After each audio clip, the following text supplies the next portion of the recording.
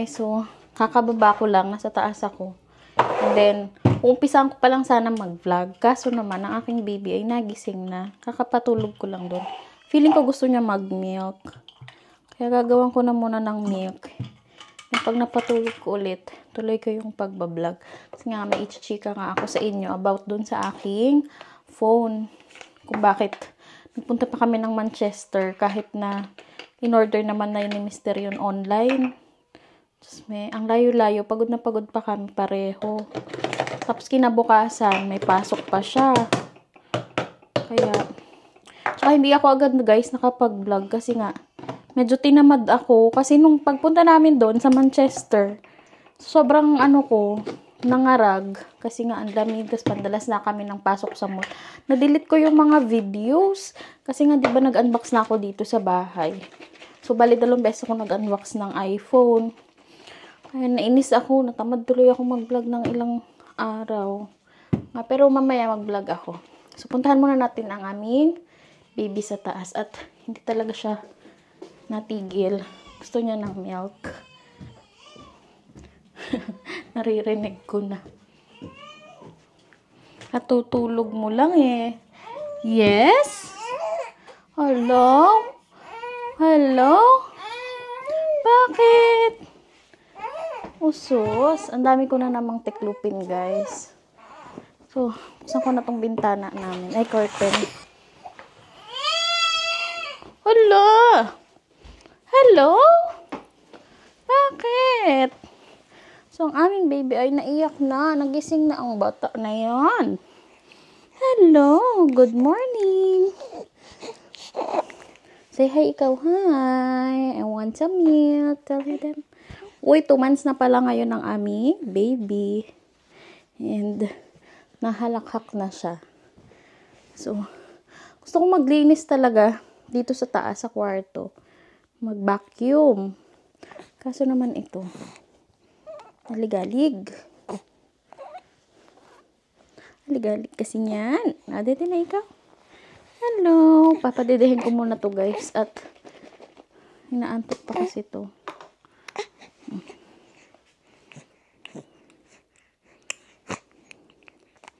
Good job. Inaantok pa nga.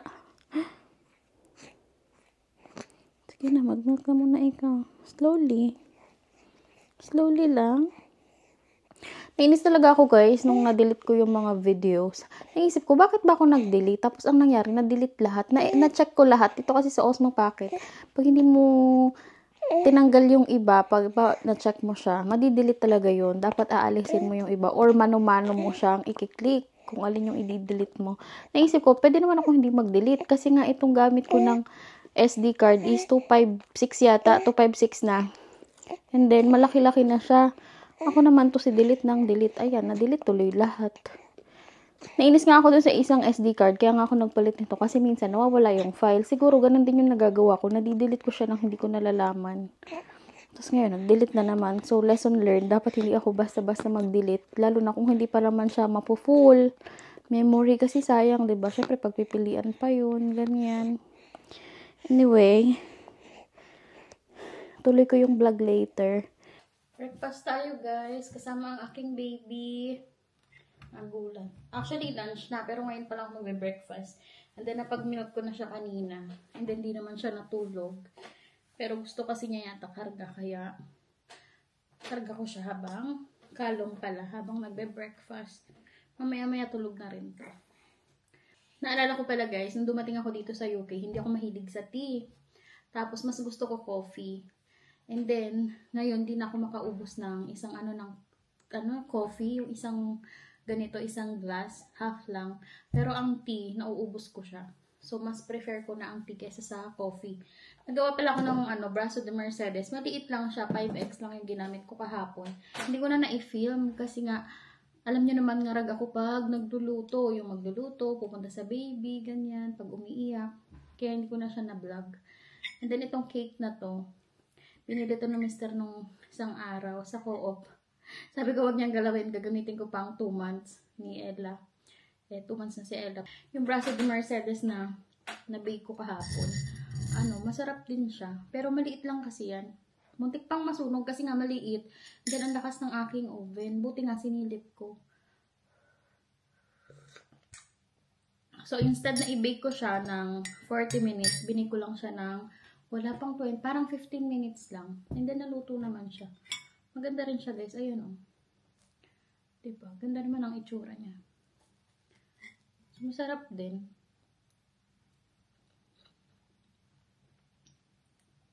Pwede na. Ang gusto ko pang guys. Ang gusto ko pang iluto na itry ay, ano nga yun? Egg pie. Masarap kasi ang egg pie. So, gusto ko mag-try, no? So nga, dahil nandito tayo sa UK, hindi ko alam kung yung mga ingredients ng egg pie is madali ding hanapin dito. Pero pag pwede pala dito yung mga normal or regular flour lang na nandyan, eh, gagamitin ko yun.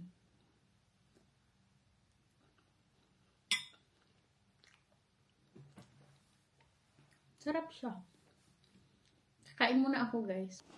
So, napatulog ko na guys ang aming baby at inakit ko muna ulit sa taas para ako yung makagawa.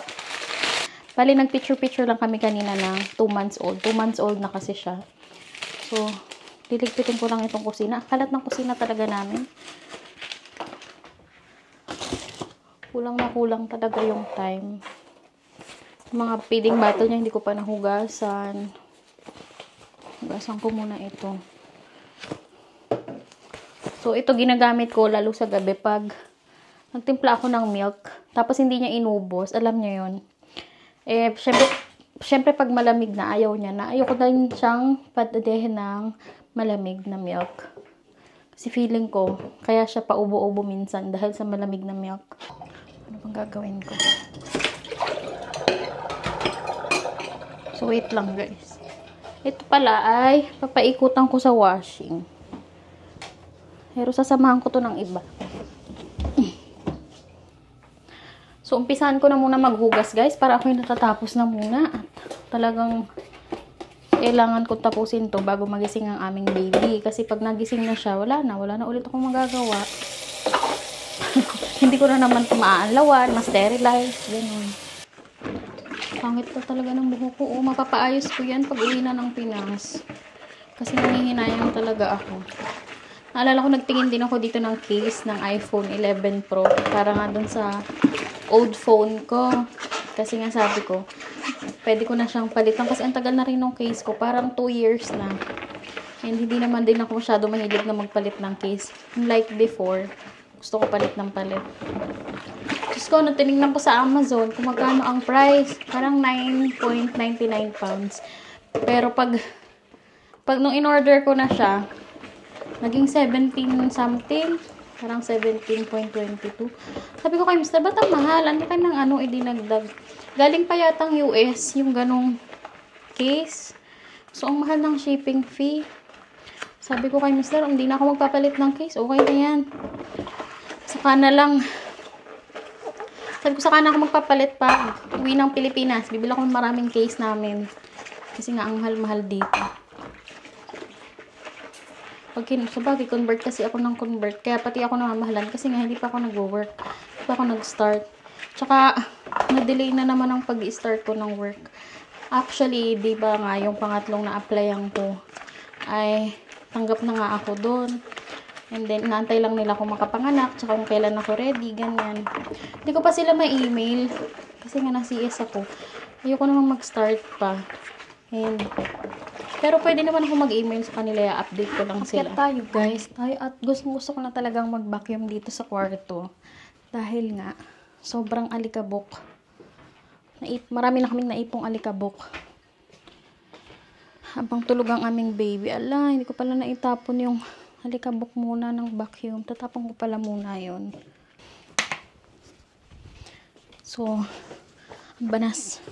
Pawisan ako. Dali natin muna itong mga unan na to. Ito na nga lang.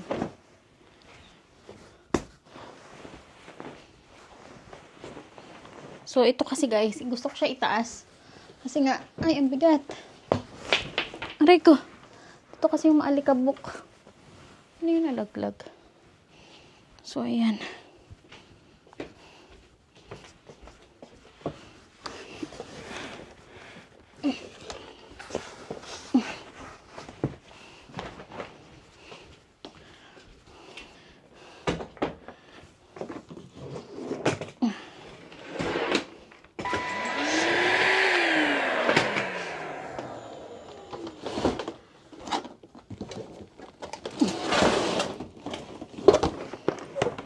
Ang bigat.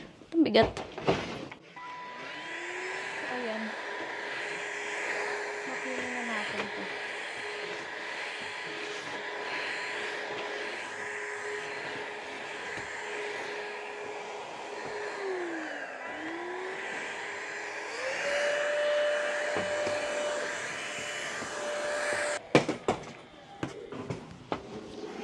Ay, balik na natin.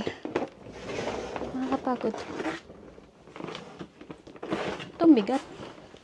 May case kasi sa loob. Aray ko.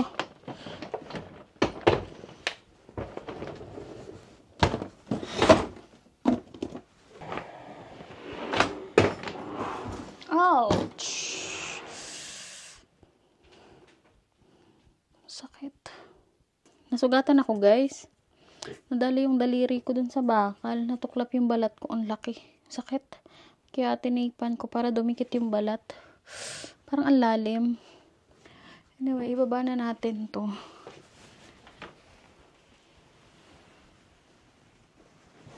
Yeah. Bigat. Sakit.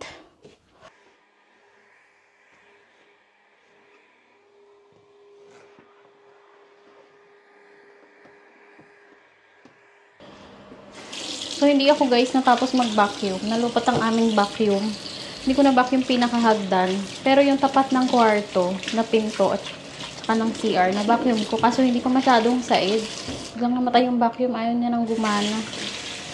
And, ngayon, i-ready ko na yung bottle ng aming baby. Kasi parang nagigising-gising siya.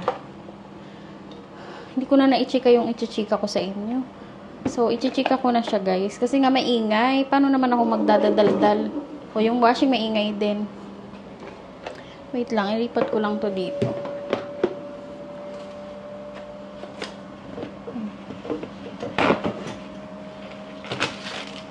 Ngayon ko na lang ichichika yung dapat ichichika ko kanina.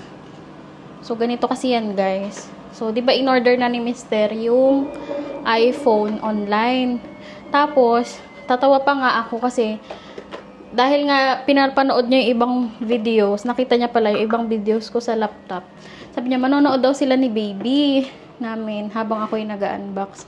So, nung ina-unbox ko na, guys, alam nyo ba, napansin ko na may dents. Alam niyo yung parang sa folder sa atin sa Pinas. Parang mga sliding folder. Di ba plastic yun? So, di ba pag nagka-dents yun, hindi na yun matatanggal. Nandun na yun siya. E di, habang ina-unbox ko, sayang nga, na-delete ko yung mga videos. Sa kwarto ko nag-unbox nun eh. So, habang ina-unbox ko siya, hindi ko pa siya na-start. Sabi ko kay Mister, parang may ano yung LCD. Kasi, di ba alam nyo yung LCD? Yung pinaka-LCD nan, meron yung parang plastic na nakatakip doon. So, yung plastic na yun, parang may dents or parang may fold. Sabi ko kay Mister, ayoko nito. Gusto ko ito papalitan. Sabi ko, kaya ayoko na order sa online. Pero totoo yun, guys. May mga case talaga na ganun. Alam niyo yun na, pag umorder kayo online, may mga, imperfections. Natalsik sa mukha ko yung tubig. Napo ako sa paglilinis. So, sabi ni Mister, hindi naman daw nakaka-bother na may ganun. Sabi ko, oo nga. Ay! Nahulog. Shucks. Hindi na yan. So, sabi ko, oo nga, hindi nga siya nakaka-bother. Hindi nga siya nakaka-apekto sa paggamit mo ng phone, ganyan. Wala siyang effect. Wala naman, okay lang. Paano kung lumaki yung bubbles? And then, paano kung magkaroon ng case na hindi mo na matouch, diba? Saka mo palang ibabalik. Sabi ko kay Mister, balik namin. Bali, na-receive ko kasi yun ay na-receive namin ng Thursday. Tapos, Friday kami pumunta ng Manchester. Natamad ako kasi yung iba kong videos na-delete. Tsaka yung unboxing ko dito sa bahay. O bali, 2 beses ako nag-unboxing, diba? Pero isa lang naman yung phone ko. Tapos pagdating ko nga dun sa Apple Store, yung una ko nakausap na lalaki, hindi daw niya makita. Sinasabi ko. Tapos yung pangalawa, hindi niya rin makita. Pero, ano nga daw, may pupunta nga daw sa akin para solusyonan yung aking problema or yung complaint. Meron naman. Tapos, di nung pagpunta nga nila, babae yung sa akin nag-assist. Tapos hindi niya rin makita. Tapos nung dinidelete ko na yung iCloud ko sa phone, nakita niya kasi sabi ko nga sa kanya, bago nila makita, kailangan nakatapat siya sa ilaw. Alam niyo yung reflection sa screen, Dapat meron mo ng reflection. Kasi hindi mo talaga siya, ay, ano ba yan? Hindi mo talaga kasi siya basta-basta makikita. Tapos sabi ko nga dun sa nag-assist sa akin, ang mahal-mahal kaya, hindi naman yan basta-basta. Yung ano nyo lang, yung mga pumurahin. So, diba guys, ang mahal-mahal nun. Tapos, kayo ba, papayag kayo na yung binili nyong phone worth, magkano yung 1,200 pounds, ganun lang. Diba? Ako hindi, ayoko talaga ng ganun. Sabihin na natin maarte ako, pero pinapaltan ko talaga siya.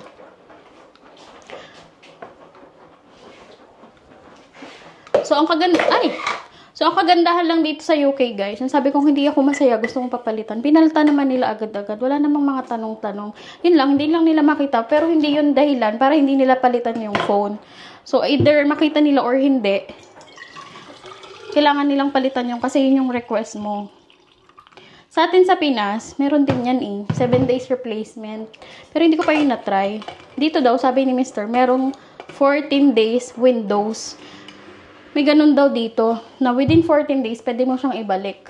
Kung hindi ka masaya, kung ayaw mo na ng unit, ganun. Or halimbawa, bumili ka ng phone. Ay, naiyak ang aming baby. Wait lang, guys. Napo ako. So, nagising na, guys, ang aming baby. So, i-check ako na nga sa inyo ulit. Diba sa atin nga sa Pinas, meron nun 7 days replacement. Pero hindi ko pa siya na-try. Yung i-avail yung ganun. Pero alam ko sa atin ganun. So, dito nga daw, sabi ni Mr. is 14 days window ang tawag nila. Na halimbawa, kumuha ka ng phone for work, tapos hindi natuloy yung work mo or may nagkaroon ng problema, ganyan. So, yung phone na yun, nagagamitin mo for work, pwede mo daw yun ibalik, sabi ni Mr. So, pumunta kami ng Apple Store, 'di ba? And then, para ibalik nga yun, papalitan. Hindi naman totally ibalik. Pa-replacement lang naman talaga yung gusto ko. At buti na nga lang din, may stock sila. Pero kung wala silang stock, guys, ganito pala yun. Pag nag-request ka ng replacement, and wala silang available, hindi nila pwedeng kunin yung unit sa'yo nang wala pa yung kapalit. Kaya kailangan, isasend muna nila sa'yo yung kapalit bago nila kunin yung sa'yo o bago mo isend back yung dati mong unit o yung phone na original na nasa iyo. So, ganun siya. Sa atin sa Pinas, ewan ko lang. Hindi ko alam yung mga ganito sa Pinas. Ito nga, hindi ko rin naman alam kung hindi lang din dahil nagka-problema yung in-order ni Mr. Saka ko lang nalaman yung mga ganitong bagay. At saka actually yun, matagal na talaga kaming tumitingin online. So, nung na-release yung iPhone 16 na yan, tiningnan namin ni Mr. kung available na siya online. Tapos, pag umorder siya, ang tagal bago dumating sa'yo 1 month. Tapos, nito nga ang order niya, parang dapat yun ay 1 week kaming mag-aantay. Pero, nag-antay lang kami ng whole day. Tapos, dumating siya agad. And sobrang excited ko, syempre, nag-unbox, ganyan, nanood pa yung dalawa, sa taas kami. Tawa pa ako ng tawa nung nabuksan ko. Ay, na-disappoint talaga ako, sabi ko kay Mr. Ayoko na, wag mong ilipat yung iCloud. Nagtatalo pa kami sa iCloud. Kasi sabi niya, di ba naka-iPhone 11 Pro ako. So, binack up niya, nilagay niya doon sa phone na in-order namin online. Sabi ko, wag na. Para daw, yun daw yung iba-backup ko para sa next unit. Sabi, hindi ko daw siya maintindihan. Sabi ko, kung hindi mo maintindihan, bakit mo pa yan iba-backup kung ibabalik din naman natin yan? Matatagalan din lang naman yan. Sabi ko ganun. Kesa i-backup ko pa, wala naman yung files na kahit na ano. Kasi nga bagong dating. Ang iba-backup ko, yung 11, diba? Para pag dumating yung bagong unit at napalitan nga, yun, dun ko kukunin sa 11 Pro. Hindi na doon sa luma or yung sa in-order namin na online na iPhone 16. Hinahapo ako, guys. Ang init. So, yun, nagtatalo pa kami. At saka, ang tagal pala mag-backup. Ang dami ko kasing, files sa phone. Ito pa si Mr. Excited pa. Binack-up pa yung 11 ko ng pagkatagal-tagal magdamag. Sorry, maingay si mama. Maingay. Naririnig ikaw? Masuwas. Ang cute. Nag-picture-picture pala kami kanina. Dahil sa 2 months na. Nainis nga siya sa damit niya. Binabanas yata. Ang init dito sa loob ng bahay namin, guys. Parang 23 degree. Ako kami pawisan. Palibasa nga, kilos ng kilos, linis ng linis. Dito sa baba ang gusto kong maglinis, kaso hindi pa rin ako makalinis kasi pag mag-aalikabok ako, magba-vacuum, baka mapunta sa kanya ang alikabok. Anyway guys, yun lang yung aking kwento ng iPhone. Ang asin mo. So mamaya ako magluluto. Mamaya darating na si Mister. Sasama na naman to pagluluto. Ang sakit ng nasugat sa akin sa taas, oh. Ang lalim. Sana lang wag mamaga. Anong gagawin ko? Success na naman tayo na ibaba ko na naman ang baby. So magpa-vlog ulit ako.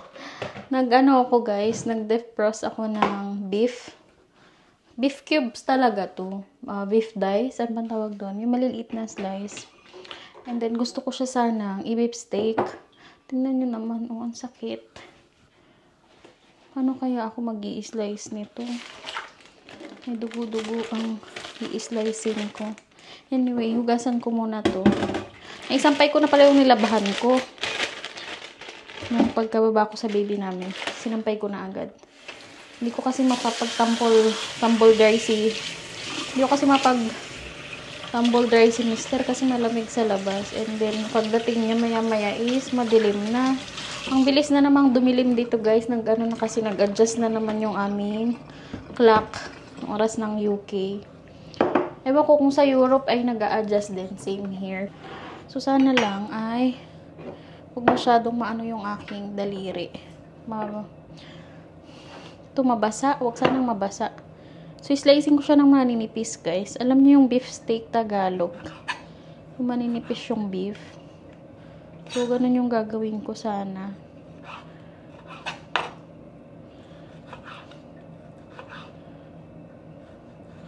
Habang tulog ang aming baby ay umpisahan ko na to. Baka mamaya ko na tumaluto pagdating ni Mister. Dapat maninipis lang. Alam niyo, hindi ako masatisfy sa yung pang talas ng kutsilyo, pang sharpen. Pwede kaya ako magdala dito ng sangkalan ng Pilipinas. Yung parang bato. Or merong naman nabibili dito. Wala pa kasi akong nakikitang pwedeng bilhan. Pero kung meron namang mabibili dito, bibili na lang ako kaysa magdala pa ako nun. Mabigat kaya yun. Yung alam niyo yung panghasa na bato. Sana meron akong makita sa isa sa mga Filipino shop dito. Sabagay, isa lang naman yung malapit dito sa amin, yung Preston lang. Pero wala pa akong nakikita.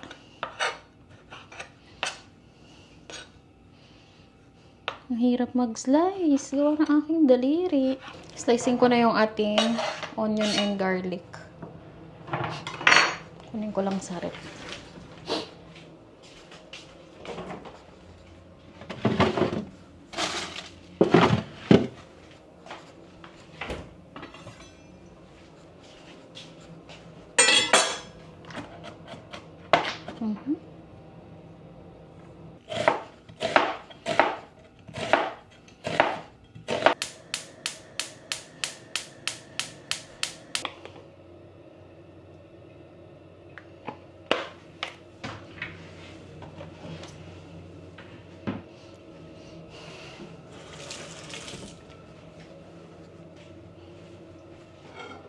Parang medyo na-fry na yung ating sibuyas at bawang.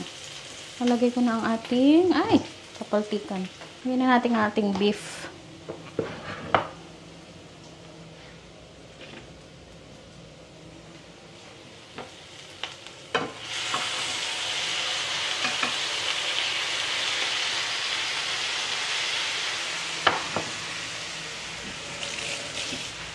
Lalagyan ko na guys yan ng toyo para lumasa na. Tsaka paminta.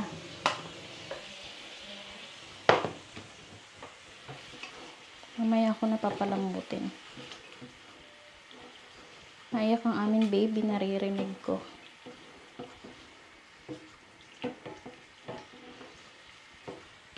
So, lagyan natin ng konting lime. So, balikan natin yan guys. O, diba guys, may kasama na naman akong nagluluto. Tulog na naman siya. Basta every time nakargahin, kahit siya ay nagugutom, di yan dedede, tutulog siya ulit pag naistorbo. Ramdam na ramdam lagi niya pag ako'y magluluto. Maya-maya, pagkati na to, or ang tawag, natuyo na, lalagyan ko na ng tubig para lumambot yung ating beef. Pero dapat ma-fry muna siya ng kaunti para lumasa yung toyo and lime na ginamit ko or na nilagay ko. Walang ano to eh, takip. Takpan ko nga para mabilis ma-absorb. Tsaka mabilis lumambot. Ang liit ng takip oh, hindi naman compatible. Kaso ito lang yung meron kami. Uy, nabango ng ulo.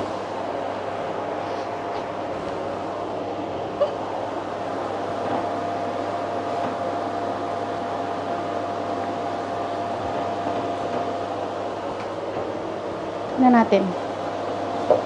Pwede na rin. Din ang pagtsagaan ng ating takip.